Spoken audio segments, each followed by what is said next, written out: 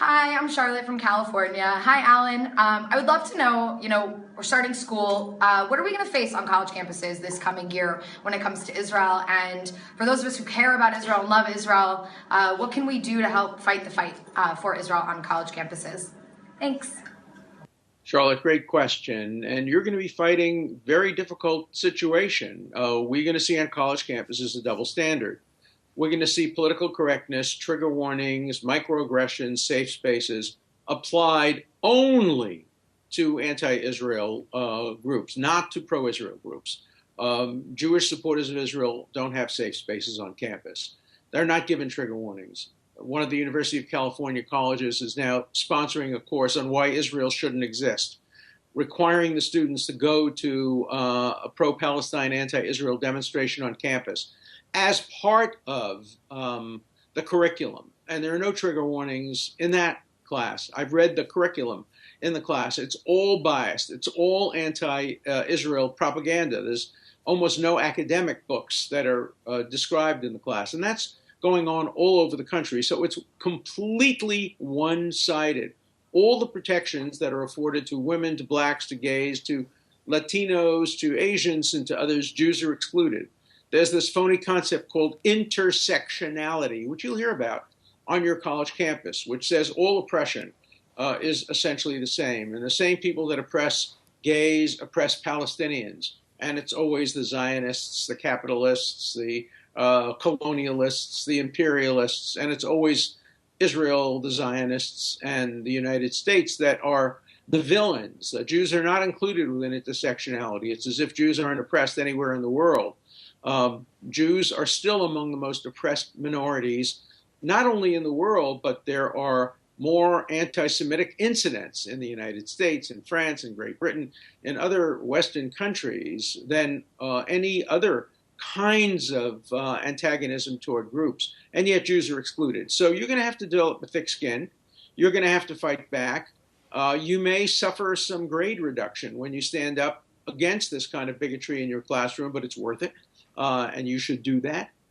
You should always seek the support of sympathetic faculty members or outside groups like the Anti-Defamation League, like CAMERA, like Stand With Us, like NGO Monitor.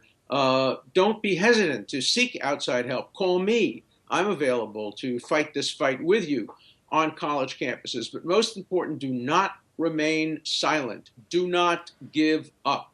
Do not give in.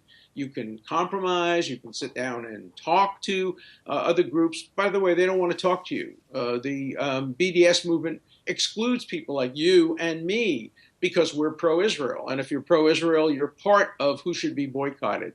So it's important to demand a single standard and objectivity of universities. Don't hesitate to go to your alumni base. They will be more supportive sometimes than the hard left faculty that will be very supportive of anti-Israel groups. So the most important thing is this is great training to teach you how to fight back in the real world, because the real world has turned in many instances very much against Israel, and colleges are an extraordinary training ground to get your values in order and to get you to be more articulate in defense of Israel. So let's turn this to our advantage. Let's learn how to fight back. Let's learn how to defend Israel.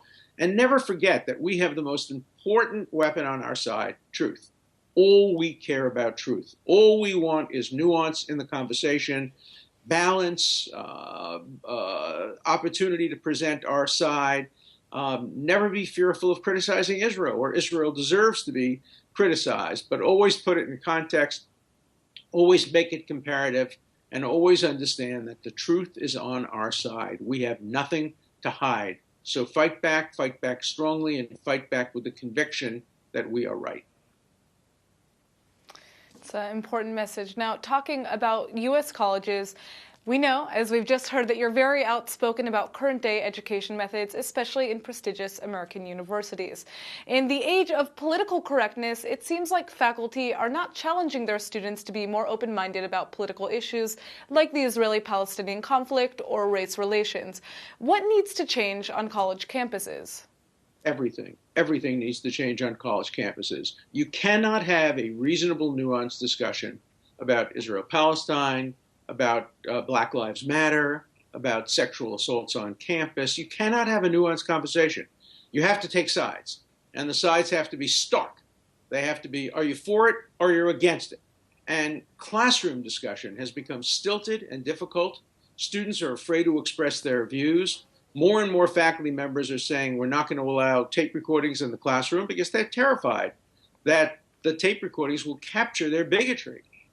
I think there is, in my view, a constitutional right of a student to tape record public lectures by public teachers at public universities or even private universities.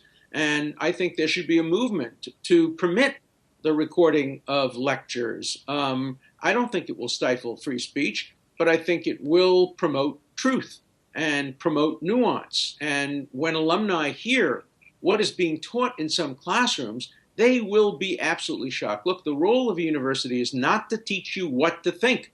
It's to teach you how to think. In 50 years of teaching at Harvard, students had no idea what my personal views were because I didn't bring them into the classroom.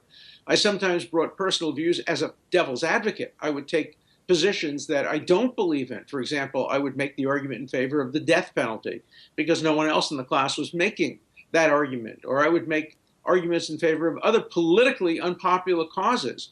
But the role of the teacher is not to propagandize. The role of the teacher is not to inflict her views or his views on students. The role of the teacher is to help students think through their own values, think through their own philosophies, make them better thinkers, make them more articulate, make them better writers, make them able to deal with the realities of what we're going to face in a real world. So I am appalled at what goes on many colleges and universities. Having said that, let me make one other point. In 50 years of teaching, there are some exceptions to this, obviously. There are some teachers with courage. But I have never met a group of less courageous individuals than tenured full professors at major universities.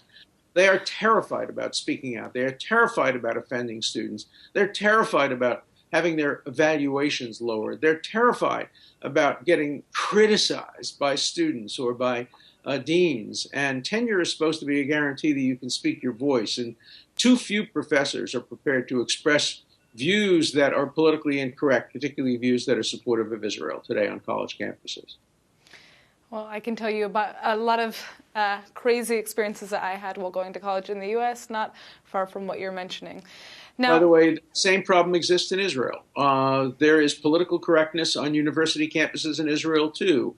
And many, many hard left professors want to be able to express their views without being criticized. I made a speech at Tel Aviv University a few years ago where I defended the right of speakers, even those who are advocating BDS, to speak. But I also defended the right of people who are critical of them to criticize them. And I got criticized. They called me a McCarthyite because I said you can criticize Israeli professors on the hard left for making statements that were unjustified and not based in truth. So the problem exists in Israel as well as in the United States. It's far worse in France. It's far worse in England. It's far worse in other parts of the world. Obviously, academic freedom doesn't exist in any part of the Arab or Muslim world today. It doesn't exist in Turkey. It doesn't exist in almost any part of the Arab or Muslim world. But we need more of it, more academic freedom in Israel and in the United States.